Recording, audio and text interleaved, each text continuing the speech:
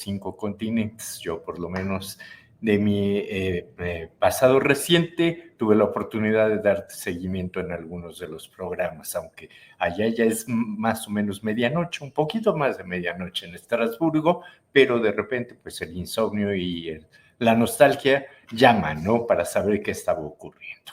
A tus órdenes. Muchas gracias, doctor. Sí, la comunidad europea que de repente sigue este noticiero padece de las mismas características, ¿no? De repente no agarra bien el sueño, pero sí las noticias. Pues primero, felicitarlo por la exposición del día de ayer en Palacio Nacional, pero nos quedamos como que con más ganas de información. Mucho de las personas se preguntaban acerca de estos mapas que se presentaron el día de ayer en Palacio Nacional, cómo es que se consiguieron, cuál es su procedencia y por qué presentarlos, porque como que se generó un segundo debate de, es que eso no es México, es en todo caso lo que era la Nueva España, ¿no? Entonces nos gustaría saber su opinión al respecto, doctor. Mira, desde el punto de vista de la cartografía, hay temas que son muy, muy importantes. En el caso de lo que llamamos desde Europa, el Nuevo Mundo, resulta de que los cosmógrafos y geógrafos de la época se ubicaban fundamentalmente no lejos de Estrasburgo, en un convento que se llama de Saint-Dié, en la Alsacia. Y allí a ellos les llegaron tanto las cartas de Cristóbal Colón como el diario de navegación de Américo Vespuccio, otro italiano que también hizo recorridos sobre el año 1500 aproximadamente. Mientras que Cristóbal Colón se aferraba a acreditarle a los reyes católicos y a la corte española que había llegado a las Indias occidentales, Américo Vespuccio, cuando hace una navegación entre lo que sería el Golfo de Darién, parte de la península de Yucatán, rodea Cuba pasando entre la Florida y la propia isla de Cuba, es cuando él escribe en el diario, esta es una tierra no conocida, terra ignota, le pone allí. Y es debido a eso, a partir de ese momento en su diario, empieza a hacer los trazos y dibujos que posteriormente Alonso de la Cosa, que es un cartógrafo español, hace un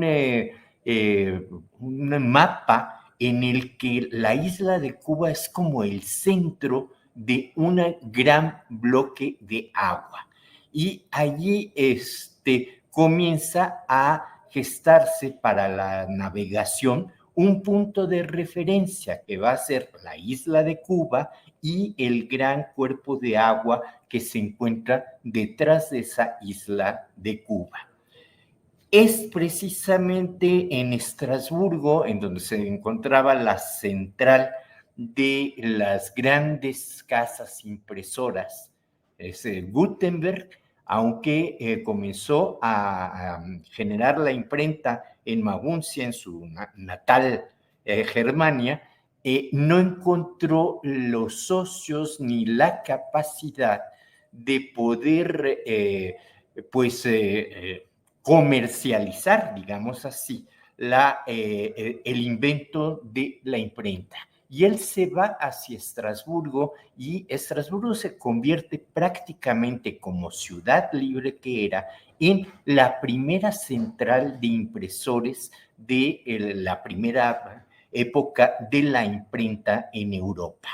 Y entonces, teniendo tan cerca este centro de saberes de geografía, de cosmografía, etcétera, que eran los frailes de Saint-Dié, obviamente lo que más hacían eran mapas.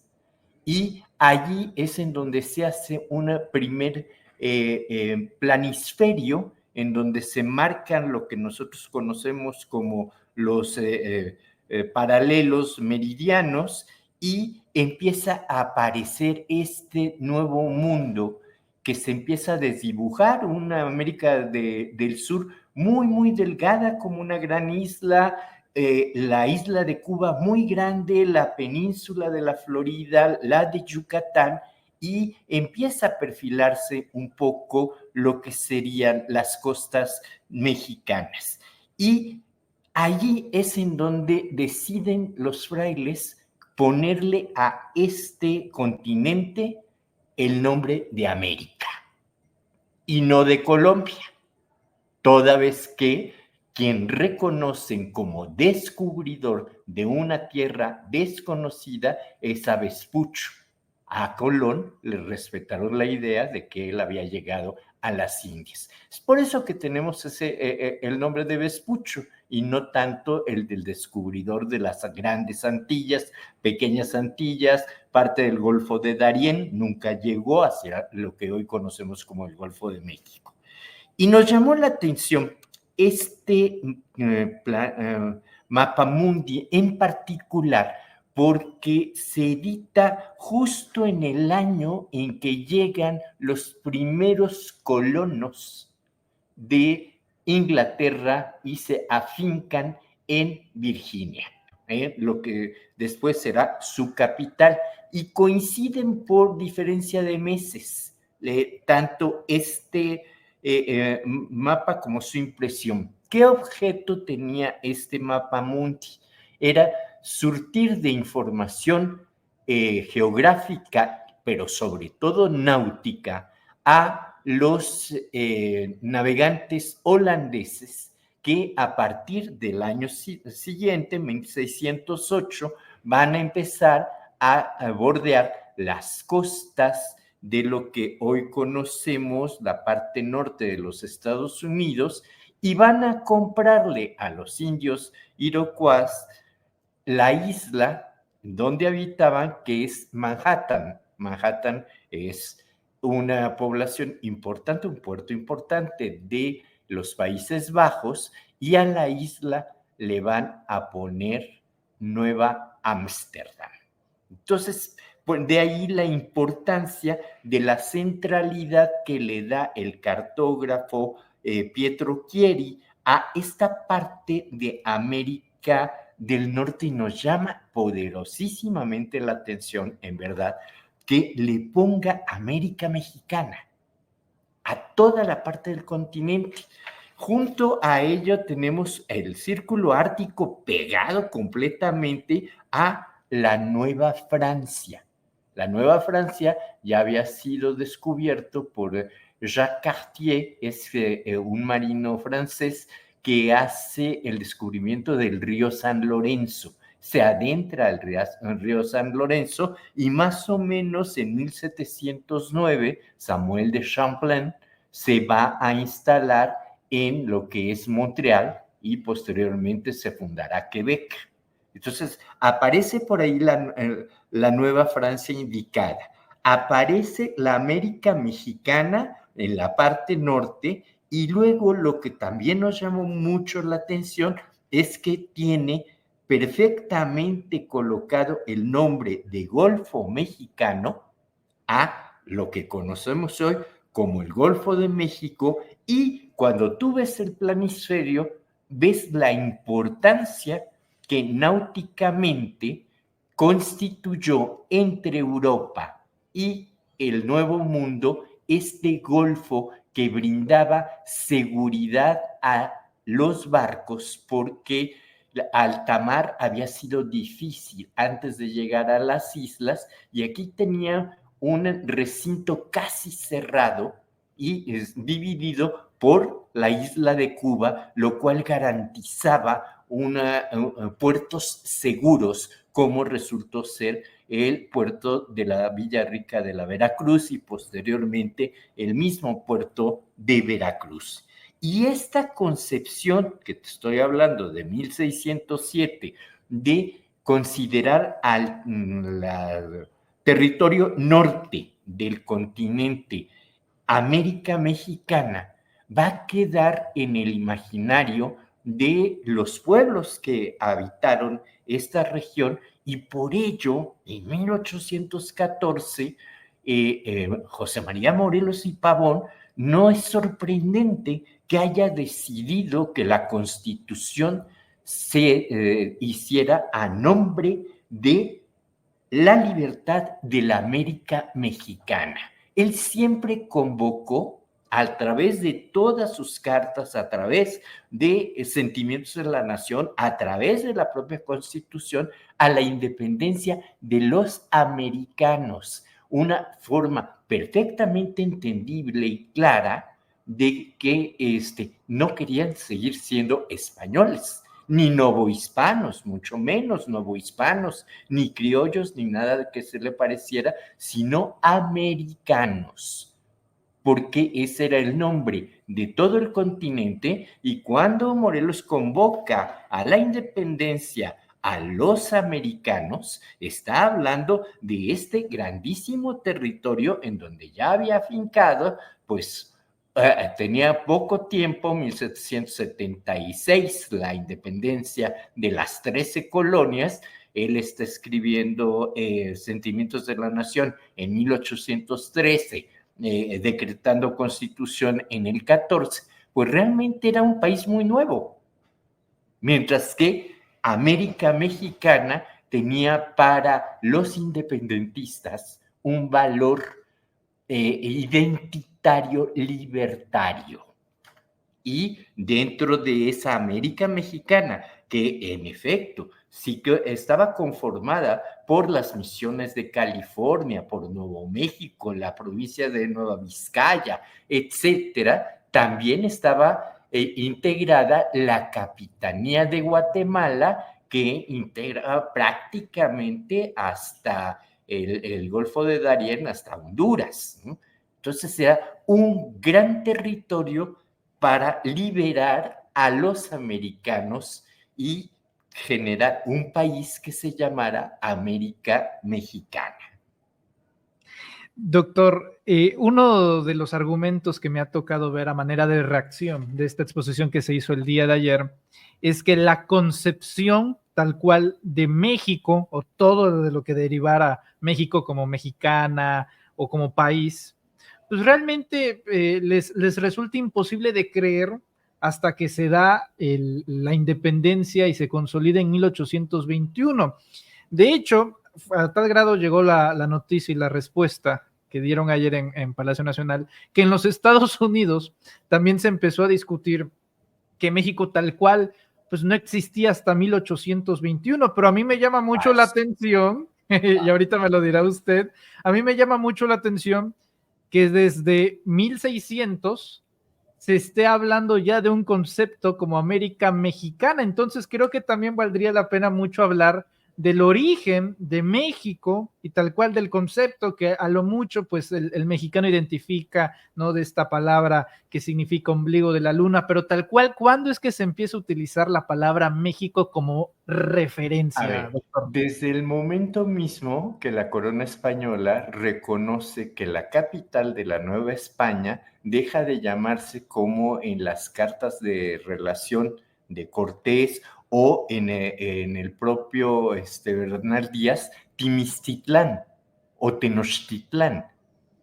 Para ellos, al parecer, era un término difícil de expresar, y México en español se transformó en México con J, y eso como que era más fácil de identificar, y bueno, le otorgan en 1526, si no mal recuerdo, a la ciudad capital de la Nueva España, de la audiencia de la Nueva España, la colonia, el título de la Ciudad de México.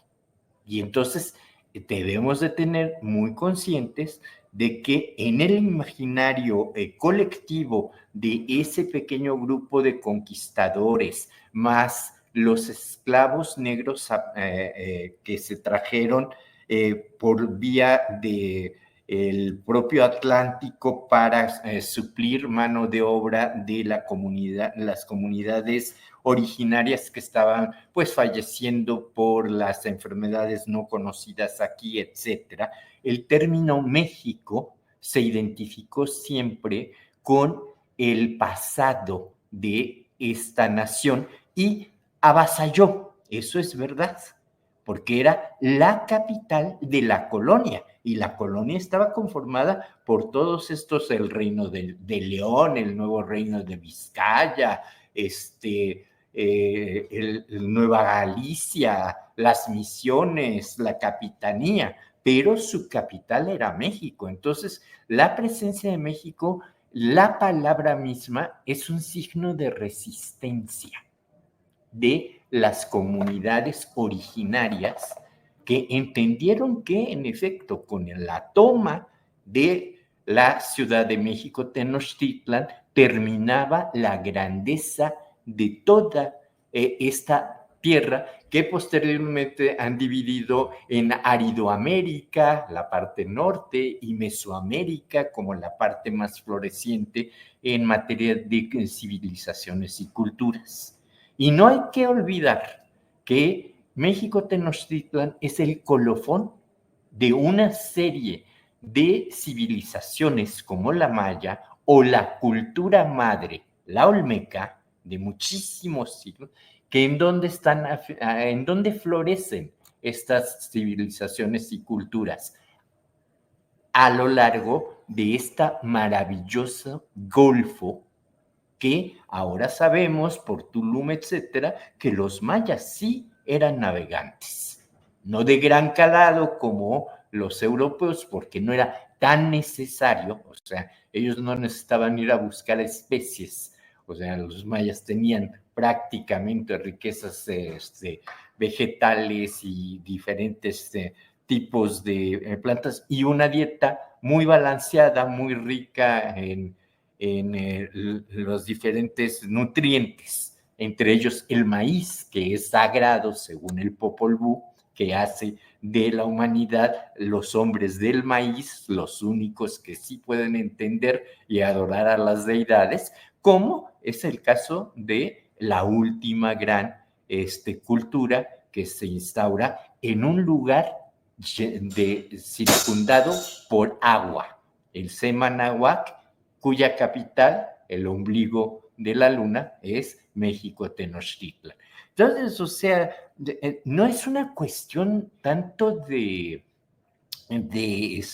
una frivolidad, no, es acreditar una forma de resistencia y reconocer que hay que hacer nuevas narrativas de la historia, que no nos podemos quedar con las ideas del siglo XVI, que son la visión de los vencedores, pero tampoco nos podemos quedar solo con la visión de los mal llamados vencidos.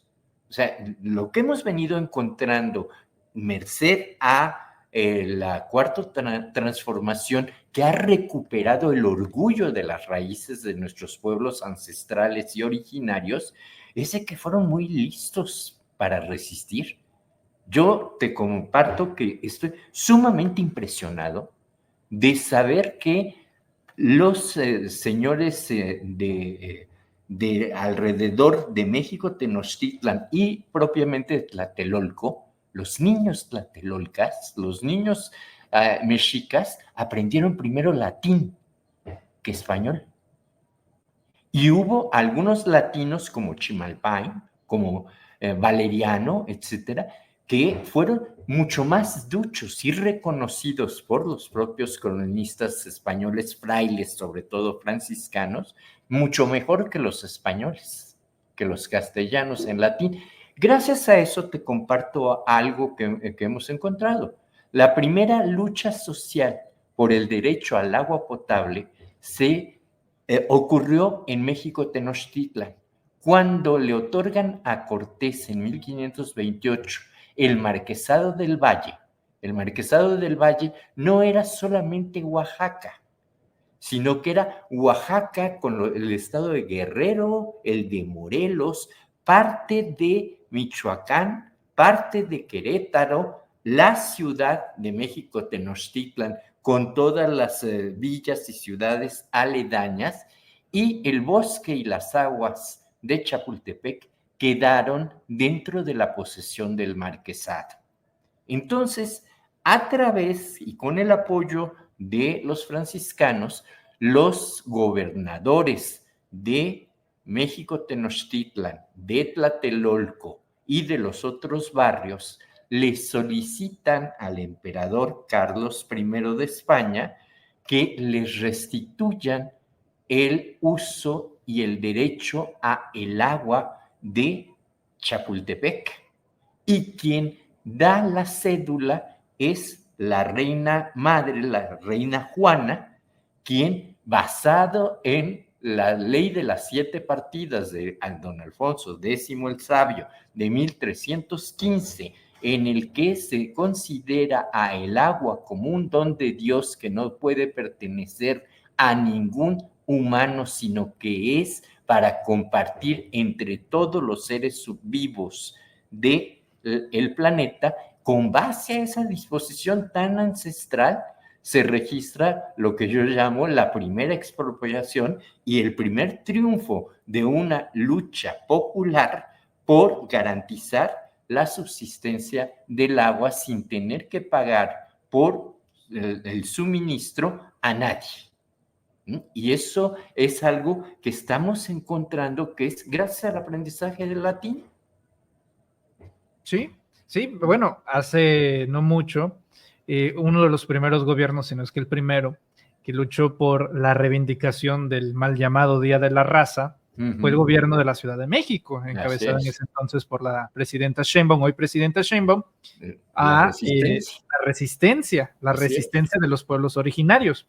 Doctor Suárez del Real, hasta hace unos días, después de la declaración del presidente electo de los Estados Unidos, ¿existió algún antecedente de disputa de extranjeros hacia esta muy bella zona y muy gloriosa, que ha sido muy generosa con México y con la zona del Caribe, el Golfo de México? ¿Ha habido antes alguna intención, insinuación de que se renombre o que no, a ver qué se puede hacer? Nomenclatura no, porque desde el siglo XVI, prácticamente desde la fundación del Puerto Seguro de Veracruz, es un referente náutico fundamental en la navegación entre la Europa mediterránea, la Europa atlántica y la parte norte del continente americano. Sí han existido acuerdos y disputas sobre las aguas territoriales, o sea, los límites territoriales. Tú sabes que al haber petróleo en el Golfo de México compartido en la actualidad desde el siglo XX, XIX y XX, digámoslo abiertamente, entre los Estados Unidos y entre la isla más importante de las Antillas, que es la isla de Cuba, hay una potencial petrolero que se llama la Dona, y merced a eso Estados Unidos presionó para aplicar a nivel mundial ante las Naciones Unidas, ante las instancias competentes para definir los tramos de agua territorial, de límite territorial hídrico u oceánico, y eso permitió que el hoyo de Dona esté compartido por Estados Unidos, dada la presencia de estados petroleros tan importantes como lo es el estado de Texas, la Isla del Padre y la propia Florida. Y por el otro país con el que compartimos también esta frontera náutica es con la República de Cuba, y el resto es con nosotros. Y bueno, esto es gracias a que Yucatán, que se independizó en un momento en el siglo XIX de la República Mexicana, pero regresó en poco tiempo a la República Mexicana, entendiendo que en un momento dado estaban más cerca de La Habana y más cerca de Nueva Orleans que de la Ciudad de México. O sea, la Ciudad de México era otro mundo para ellos. Pero gracias a esa reincorporación a la federación, pues eso nos permitió tener un mayor porcentaje de límite territorial del Golfo. pero el tema fue no el nombre, sino el petróleo. El petróleo de aguas profundas, no sé si recuerdas. Desde entonces, ¿no? Así Para que es. también tengamos bien en la cronología desde hace cuánto se pelea uno por el petróleo. Doctor Alfonso, también hay una segunda disputa histórica, digamos, en torno a un mapa que presenta usted, uno también de los mapas que se presentó el día de ayer en Palacio, que es que es más conocido, ¿no? De lo que era antes México, antes... justo pues, antes de la invasión. Justo antes de la invasión. Es decir... pero usted nombra con todas sus letras Antonio López de Santa Anna, y sin embargo hay una reacción del conservadurismo que se empeña en culpar a los líderes del liberalismo en ese entonces como Benito Juárez, y dicen, no es cierto, fue Juárez incluso que también se dio terrenos, que masacró a pueblos originarios, y honestamente hay como una disputa histórica que toda la vida se ha empeñado, incluso en los conservadores de ahora, de dejar mal parado a la figura de Benito Juárez, figura que al mismo tiempo pues es bastante respetada dentro de estos gobiernos de izquierda que hemos visto en México. Entonces, si se ataca a este referente histórico que se tiene dentro de modelo en la 4T, a lo mejor corren con alguna especie de suerte, pues también de mermar la credibilidad del propio gobierno. A ver, mira, en el caso de la figura de don Benito Juárez, el gobierno de el momento en que esto ocurre, pues estaba en manos de Antonio López de Santa Anna, y quien tenía la obligación y quien se comprometió a defender a la integridad de la patria fue Antonio López de Santa Anna, pero estamos hablando desde la independencia de Texas. El tema de Texas en particular es una situación que nos tiene que generar la vía de cómo resolver los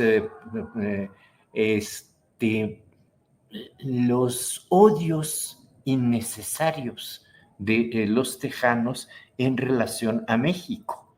O sea, ellos llegan allí porque Carlos IV, el papá de Fernando VII, le concede a un grupo de 300 familias sajonas que estaban residiendo en Nueva Orleans, una entidad difícil de operar, dada la profunda humedad. El río Mississippi es bastante bronco y caudaloso, el clima no es muy benévolo para lo que ellos estaban esperando, y entonces le da Carlos IV la oportunidad a que puedan colonizar estas 300 familias, y es la familia Austin, es el padre Moshe, y muere en el camino hacia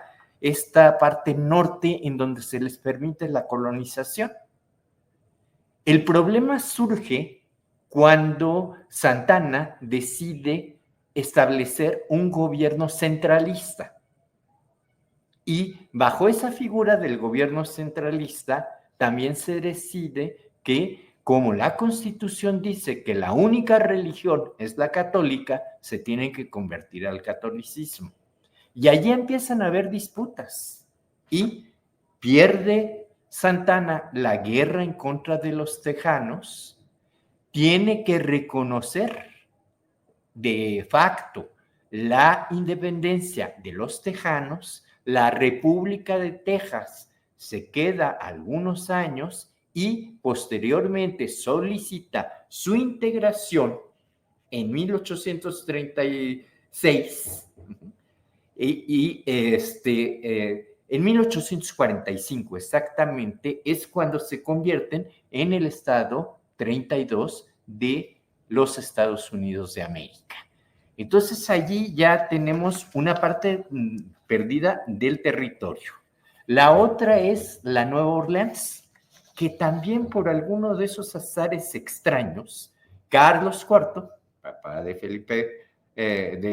Fernando VII, cede a Napoleón el que puedan colonizar. Napoleón era en aquel entonces, en 1803, era el primer cónsul, ni siquiera era emperador. Y este primer cónsul en 1803 le vende a los Estados Unidos 2.144.476 kilómetros cuadrados cedidos por España desde 1682 a Luis XIV. Una cesión un poco extraña. Y dada la adquisición de este terreno, más lo que estaba pasando en Texas, bueno, pues ellos pudieron como unión crecer con estados como Arkansas, Missouri, Iowa, Oklahoma, Kansas, Nebraska, Minnesota, la parte sur del río Mississippi, una parte de la Dakota del Norte, casi la totalidad de la Dakota del Sur, y Nuevo México, parte del norte de Texas, de Montana, de Wyoming y del Colorado.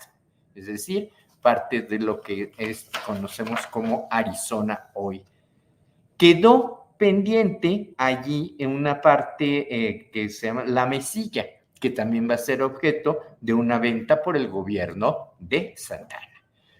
Don Benito Juárez en aquel entonces estaba en otras cosas.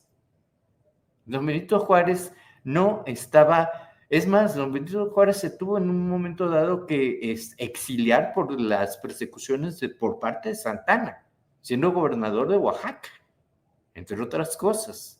Entonces, esto, mira, lo que la oposición maneja muchísimo es el famoso tratado McLean-Ocampo, pero tratado que no fue ratificado ni por el Congreso mexicano en la Restauración, ni mucho menos por el Senado de los Estados Unidos, bajo la figura de un Abraham Lincoln, que obviamente reconocían tanto él como su sucesor a el presidente Juárez como el presidente legítimo de los Estados Unidos mexicanos. Y en esta figura y en esta conducción de la historia, el papel diplomático de Margarita Maza Parada a nombre de su marido y de la República Mexicana llega a ser tan importante que es recibida en Casablanca. Se hace una cena en su honor. Y cuando triunfa la República, el gobierno de los Estados Unidos puso a disposición de la familia Juárez Maza un buque de la Guardia Marina para que la llevara de Nueva Orleans a el puerto de Veracruz por el Golfo de México, lugar en donde Margarita y la familia Juárez fueron recibidos calurosamente por el pueblo del heroico puerto de Veracruz. Entonces, son cosas completamente distintas y no se sostiene esta idea de que se perdió México y Juárez tuvo algo que ver. No, fue Santa Ana quien, y recibió Santa Ana 15 millones de dólares por este intercambio, más los 5 millones de la mesilla que le dieron por la mesilla. Y bueno, ¿qué es lo que ocurrió con ese dinero? Porque una de las grandes crisis que lleva a su caída, que lleva al plan de Ayutla, etcétera, no es solamente las actitudes dictatoriales del general, sino las crisis económicas recurrentes a las que su gobierno tenía acostumbrado al pueblo raso y a las clases trabajadoras y medias, agricultores y aún pequeños hacendados, pequeños terratenientes que vivían a asalto de, ¿y ahora qué va a pasar con el dinero y qué va a pasar con la economía? Teniendo al presidente Santa Ana. Por eso hacía yo ayer mención de eso, o sea, el problema era el 15 uñas. porque nos quisieron vender en el neoliberalismo que Santana es el seductor de la patria.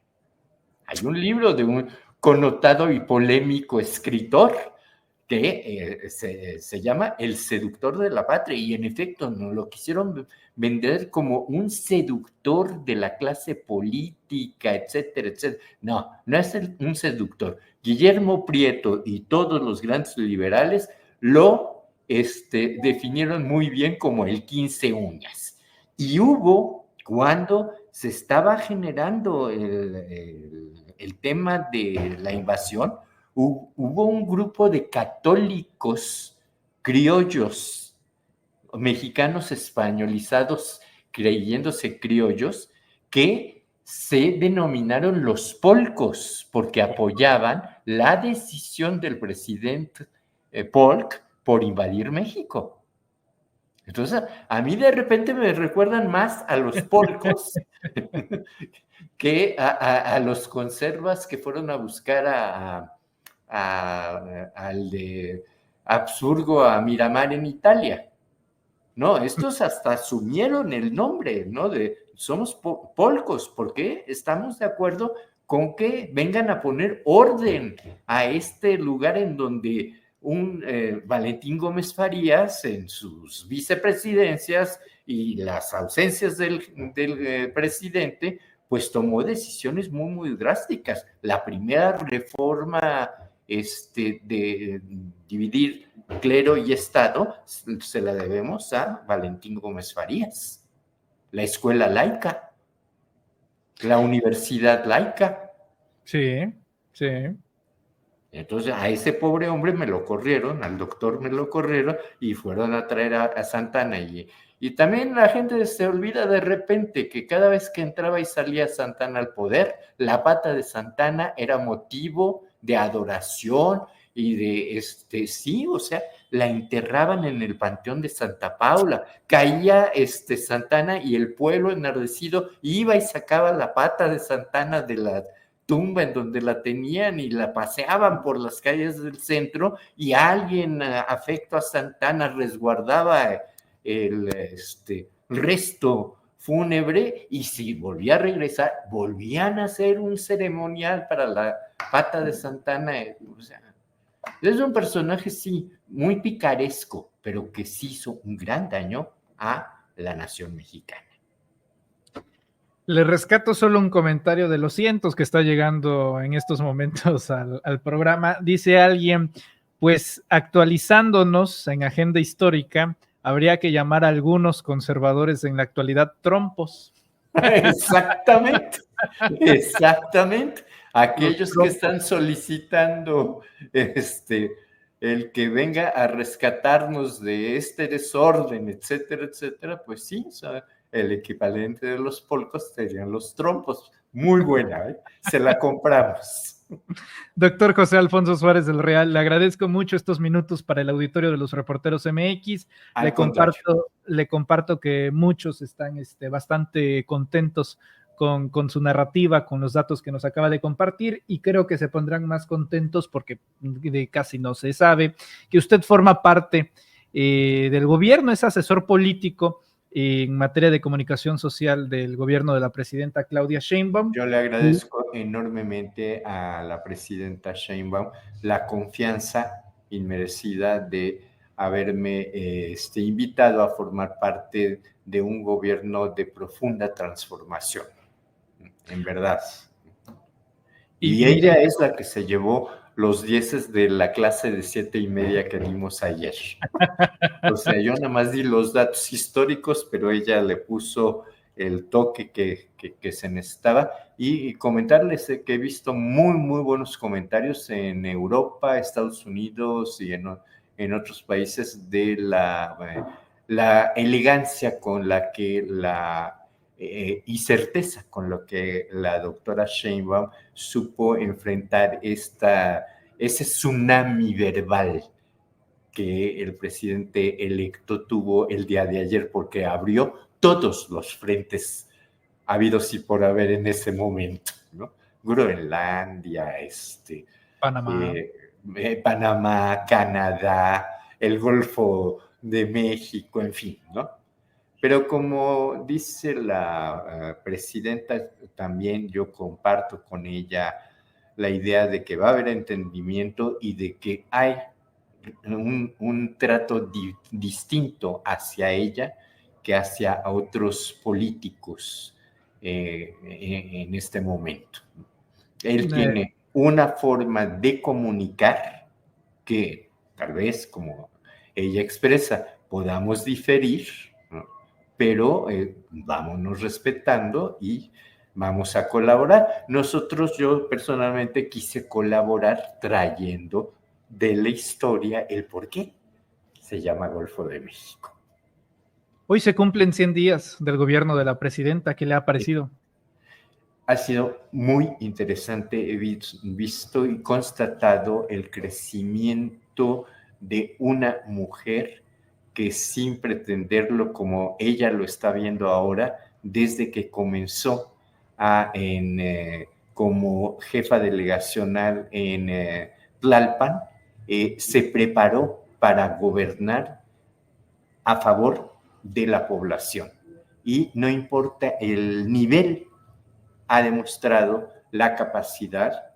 Yo tuve la oportunidad de acompañarla en un momento muy difícil de la historia de la humanidad, la parte del COVID, y allí pude constatar la capacidad, entereza y disciplina que expresa en el análisis de las situaciones y las tomas de decisión acertadas, muy bien pensadas, muy bien organizadas para poder darles el seguimiento puntual y llegar a las metas.